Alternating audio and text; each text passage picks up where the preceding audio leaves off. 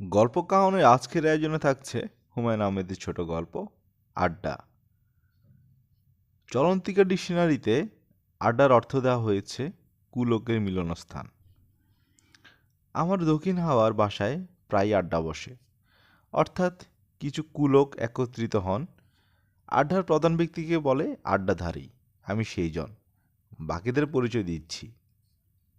শাওন, তার বাড়িতে আড্ডা বসছে, সে যাবে কোথায়? আলমগীর রহমান, অবসর এবং প্রতীক প্রকাশনার মালিক, আমার নিস্তলে থাকেন।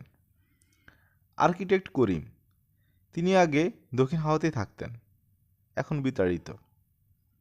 মাজহারুল ইসলাম, অন্যদিন পত্রিকার সম্পাদক, অন্নপ্রকাশ এবং অন্ন মেলার স্বত্বাধিকারী, আমার পাশের ফ্ল্যাটেই থাকেন। কমলবাবু, নাম কমলবাবু হলেও ইনি মুসলমান। মাজহারুল ইসলামের পার্টনার, শখের অভিনেতা, যে কটি নাটকে উপস্থিত তার প্রতিটি ডায়ালগ মুখস্থ। কবিতা আবৃত্তির মতো তিনি ডায়ালগ বলে আনন্দ পান। এরা আড্ডা স্থায়ী পাখি, সবসময় থাকেন। বেশ কিছু অতিথি পাখিও আছেন, এরা হঠাৎ হঠাৎ আসেন, যেমন চ্যালেঞ্জার, মাসুদ আখন্দ। কিছু আছেন নিমন্ত্রিত পাখি, নিমন্ত্রণ করলে এরা আসেন। অনিমন্ত্রিতভাবে কখনোই উপস্থিত হন না, যেমন অধ্যাপক আনিসুজ্জামান, সৈয়দ মঞ্জুরুল ইসলাম, শফি আহমেদ, আর্কিটেক্ট রবিউল হুসাইন। প্রয়োজনের পাখিও আছে, তাদের উপস্থিতি দেখলেই বোঝা যায় কোনো কিছুর প্রয়োজন হয়েছে, যেমন অভিনেতা আসাদুজ্জামান নূর। আমাদের এই আড্ডার একটি নামও আছে, ওল্ড ফুলস ক্লাব, বৃদ্ধ বোকা সংঘ। উপন্যাসিক সুনীল গঙ্গোপাধ্যায়ের আড্ডার নাম বুধ সন্ধ্যা। তারা প্রতি বুধবার বসেন।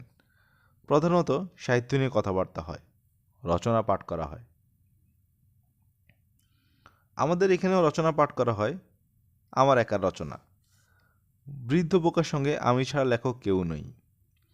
তবে অত্যন্ত সুখের বিষয়, সাহিত্য নিয়ে কোনো আলোচনা হয় না।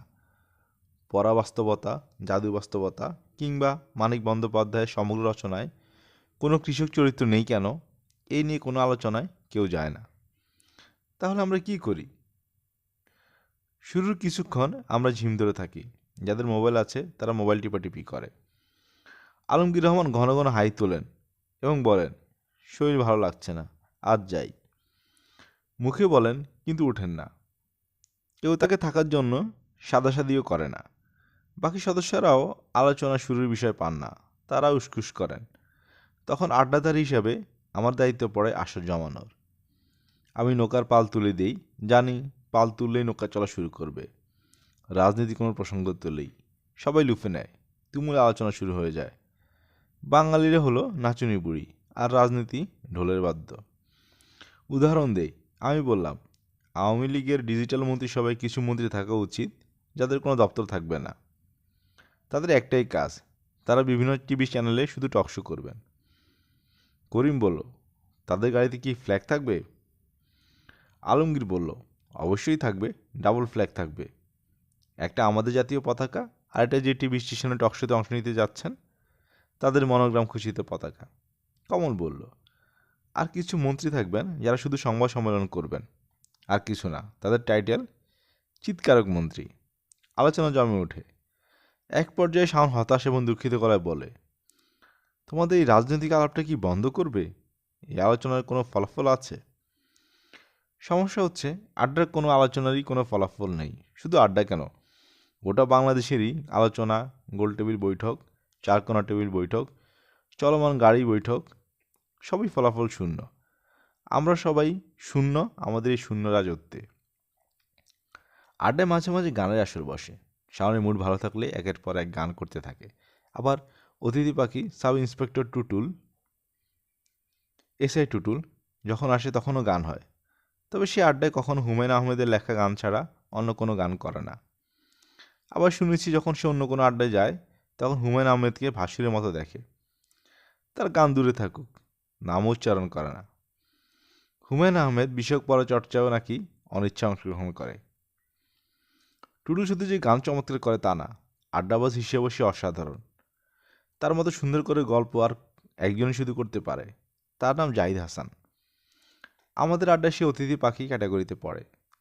আরেকজন অতিথি পাখির নাম জুয়েল আইস। আগে যখন ধানমন্ডিতে থাকতেন তখন প্রায়ই আসতেন। এখন প্রায় ভিসা নেবার দূরত্বে চলে গেছেন বলে তার ক্যাটাগরি অতিথি পাখি থেকে বদলে হয়েছে নাই পাখি।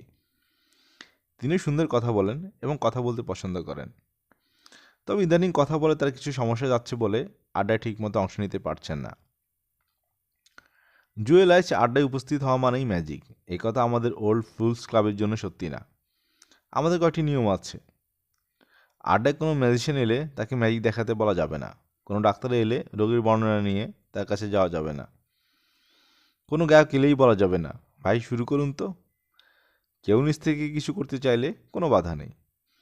জুয়েল আইস আমাদের আড্ডায় নিজ থেকে কিছু অসাধারণ ম্যাজিক দেখিয়েছেন। তা সে একটা ক্লোজ আপ ম্যাজিক মানুষকে কিছুক্ষণের জন্য হলেও প্রতিবন্ধী অবস্থায় নিয়ে যায়। আমাদের আড্ডার আরেকটি ক্যাটাগরি হচ্ছে ফরেন পাখি, যেমন সুনীল গঙ্গোপাধ্যায়, সমরেশ মজুমদার বা আগরতলার কবি রাতুল দেববর্মন। তখন তাদের সম্মানে ঢাকা ক্লাব থেকে তরল খাবার আসে। বিদেশি পাখিরা তাদের কোমল শারীরবৃত্তীয় কারণে কঠিন খাবার সহ্য করতে পারেন না। আমরা তখন মোটামুটি সচেতন আলোচনা করি। বেশিরভাগ সাহিত্য বিষয়ক, যেমন নি কেন শব্দের সঙ্গে ব্যবহার না করে আলাদা ব্যবহার করা হচ্ছে। নি তো নার মতো আলাদা শব্দ না। একজন বলেন, নিয়ে এসেছে নাই থেকে, খাই নাই থেকে খাইনি, কাজেই আলাদা হবে। আরেকজন বলেন, যেহেতু উচ্চারণ একসঙ্গে করা হয় কাজেই একসঙ্গেই হবে, আলাদা কখনোই হবে না। কি এবং কি নিয়ে কথা ওঠে। দীর্ঘ ইকার যখন আমরা উঠিয়ে দিচ্ছি তখন শুধু ক বেচার উপর কেনই হামলা। আলোচনা কঠিন থেকে আরও কঠিনে চলে যায়। সৌন্দর্যের ব্যাখ্যা কী, জাতীয় জটিলতা নিয়ে দার্শনিক কথাবার্তা। একসময় নৌকার হাল ফেরাবার জন্য আমি বেমাক্কা কিছু কথা বলি, যেমন আচ্ছা সুনীল দা, চর্যাপদে মোরলা মাছের উল্লেখ আছে কিন্তু ইলিশ মাছের উল্লেখ নেই, কেন বলুন তো? বিদেশি পাখিদের উপস্থিতিতে আড্ডা শেষ হয় গানে। এই উপলক্ষে হায়ার করে, অর্থাৎ পেটে ভাতে কিছু গায়কও আনা হয়, যেমন সেলিম চৌধুরী। বিদেশি পাখিদের আড্ডায় আনা সবচেয়ে বড় সমস্যা, তাদের সঙ্গে থাকে ফেউ পাখি। আরও খারাপভাবে বললে সাহিত্যের মাছি। এইসব মাছের কাছে পশ্চিমবঙ্গের লেখক মানেই পাকা কাঁঠাল। তারা কাঁঠাল ঘিরে ভনভন করে উড়বেই। সবচেয়ে মুশকিল হয় যখন পশ্চিমা দেশে সাহেবরা এসে উপস্থিত হন। একজনের গল্প বলি। তিনি এসেছেন রাশিয়া থেকে, বাংলাদেশের রাশিয়ান অ্যাম্বাসিতে কাজ করেন। তিনি এসেছেন সাহিত্য নিয়ে আলাপ করতে।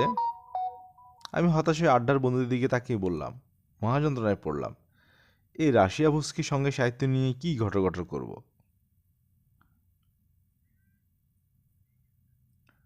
রাশিয়ান হাসিমুখে পরিষ্কার এবং শুদ্ধ বাংলায় বলল, আমি বাংলা ভাষা ও সাহিত্য ভালো মতো অধ্যয়ন করেছি। আপনি ইচ্ছা করলে আমার সঙ্গে সাহিত্য নিয়ে ঘটর করতে পারেন। এই রাশিয়ান পাভেল আমার একটা উপন্যাস সবাই গেছে বনের রুশ ভাষায় অনুবাদ করেছেন। আড্ডাতে আরেক ধরনের উপস্থিতির কথা বলতে ভুলে গেছি। এরা আসেন তাদের বানানো ছবি বা টেলিফিল্ম দেখাতে, কিংবা ছবির জন্যে গান রেকর্ড করেছেন তা শোনাতে। এদের উপস্থিতিতে নিয়মিত আড্ডা বাতিল হয়ে যায়। আড্ডাবাজরা জ্ঞানীর মতো মুখ হাঁ করে ছবি দেখেন, টেলিফিল্ম দেখেন, ছবির গান শোনেন এবং গোপন দীর্ঘ নিঃশ্বাস ফেলেন। প্রয়াত লেখক প্রণব ভট্ট আড্ডায় যোগ দেবার আগে সবসময় খোঁজ নিতেন খাসির মাংসের কোনো ব্যবস্থা আছে কিনা। ব্যবস্থা থাকলে তিনি অবশ্যই আসবেন। দুর্ভাগ্য, এই খাসির হাতেই তার মৃত্যু হলো। আটারিতে চর্বি জমে হার্ট অ্যাটাক। এদেশে লেখকদের মধ্যে ইমদাদুল হক মিলন প্রায়ই আসতেন। এখন টকশোতে অতি ব্যস্ত বলে আসতে পারেন না। আড্ডায় তাকে সবাই অত্যন্ত পছন্দ করে, কারণ তিনি সবার সঙ্গে সব বিষয়ে একমত হন। আড্ডায় কেউ যদি বলে রবীন্দ্রনাথ কোনো লেখকই না, ইমদাদুল হক মিলন বলবেন, একটা খাঁটি কথা সাহস করে বলেছেন, ধন্যবাদ। মিলন এই লেখা পড়লে রাগ করবে, আরে বাবা ঠাট্টা করলাম। তবে আনন্দের কথা, মিলন এই লেখা পড়বে না। সে সেলিব্রিটি, টকশো নিয়ে ব্যস্ত। কাঠ পেন্সিল পড়ার সময় তার কোথায়? কাঠ পেন্সিল সেলিব্রিটি না, পার্কার ফাউন্টেন পেন হলেও কথা ছিল। এখন আমাদের আড্ডার কিছু নিয়মকানুন বলি। সবই অলিখিত নিয়ম, তবে কঠিনভাবে মান্য করা হয়। কোনো খারাপ শব্দ ব্যবহার করা যাবে না। উপস্থিত মহিলারা যেন কোনো অবস্থাতেই আহত না হন। পরচর্চা করা যাবে, তবে তা শুধু মজা করার জন্যেই, এবং যার পরচর্চা করা হবে তাকে আড্ডায় উপস্থিত থাকতে হবে, তার অনুপস্থিতিতে না। আড্ডায় মনোমালিন্য, কথা কাটাকাটি হতেই পারে। আড্ডা শেষ হওয়া মাত্র সব ভুলে যেতে হবে। আড্ডা ডেড বডি কেউ কাঁধে করে বাড়িতে নিয়ে যাবে না। দক্ষিণ হাওয়ার এই আড্ডার সবচেয়ে বিস্ময়কর দিক হলো, আড্ডা যাদের উপস্থিতির কথা বলা হয়েছে তারা কখনো কোনোদিনও তাদের স্ত্রীদের নিয়ে আসেন না। মাঝার যেহেতু পাশে বাসায় থাকে, তার স্ত্রী স্বর্ণা এসে মাঝে মধ্যে উকি দিয়ে স্বামীকে রেখে যায় এবং চোখের ইশারায় স্বামীকে উঠে যেতে বলে। মাঝার ভান করে সে চোখের ইশারা দেখেনি।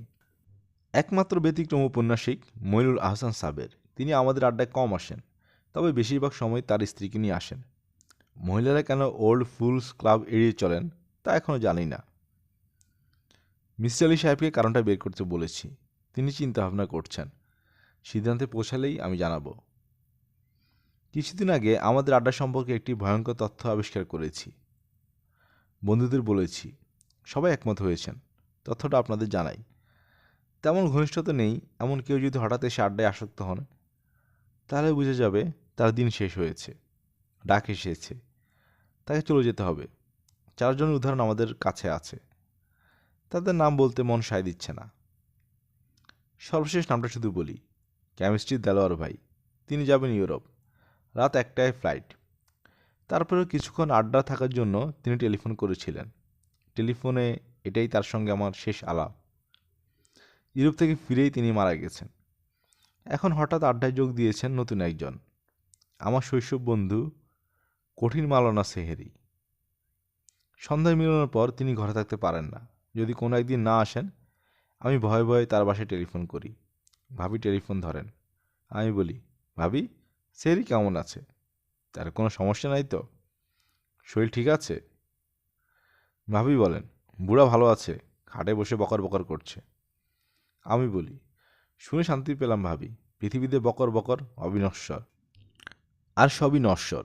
সাইলেন্স ইজ গোল্ডেন কথাটা মিথ্যা, সাইলেন্স কখনোই গোল্ডেন না।